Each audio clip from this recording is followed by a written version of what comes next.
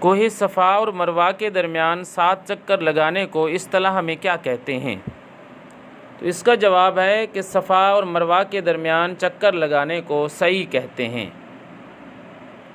قرآن مجید میں صفا اور مروہ کو اللہ کی نشانیاں قرار دیا گیا ہے۔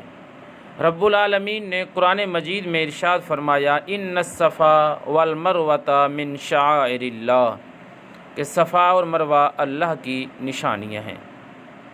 اگلا سوال ہے کہ ام الکتاب کس سورت کو کہا جاتا ہے؟ اس کا جواب ہے ام الکتاب سورۃ الفاتحہ کو کہا جاتا ہے۔ اس سے ریلیٹڈ ایک اور سوال آپ لازمی یاد رکھیے گا، وہ یہ بھی پوچھا جاتا ہے کہ کون سی ایسی سورت ہے جو 2 بار نازل ہوئی؟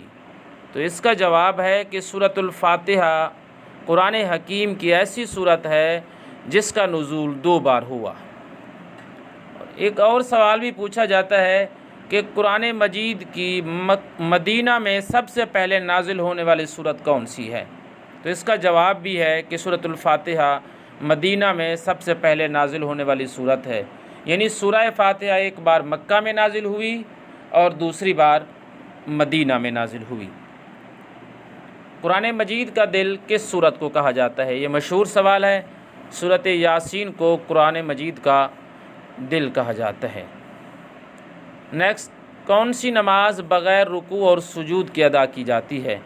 تو اس کا جواب ہے کہ نماز جنازہ ایک ایسی نماز ہے جو بغیر رکوع اور سجود کے ادا کی جاتی ہے۔ اگلا سوال ہے کہ عام الحزن سے کیا مراد ہے؟ تو اس کا پہلے معنی سمجھنا لازمی ہے کہ عام کا معنی ہوتا ہے سال اور حزن کا معنی ہوتا ہے غم، یعنی غم کا سال۔ اس سے مراد ہے کہ جس سال رسول اکرم صلی اللہ علیہ وسلم کے شفیق چچا ابو طالب اور آپ علیہ السلام کی زوجہ محترمہ حضرت خدیجۃ الکبریٰ کا انتقال ہوا، اس سال کو عام الحزن کہا جاتا ہے۔ اگلا سوال یہ بھی پوچھا جا سکتا ہے کہ عام الحزن کس سال کو کہا جاتا ہے؟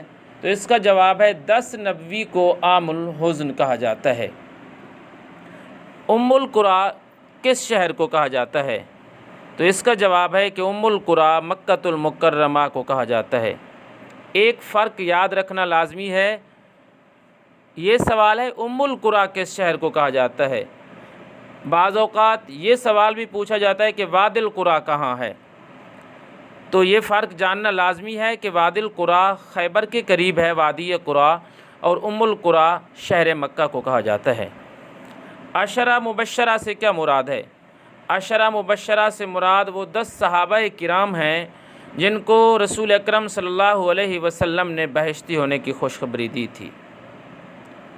اگلا سوال ہے کہ حضور صلی اللہ علیہ وسلم کی نماز جنازہ کس صحابی نے پڑھائی تھی؟ ڈیئر ویور سامعین، اس کا جواب یہ ہے کہ آپ علیہ السلام کے جنازے کی کسی صحابی نے امامت نہیں کرائی تھی۔ اگلا سوال ہے کہ حضور صلی اللہ علیہ وسلم کے متبنہ کون تھے؟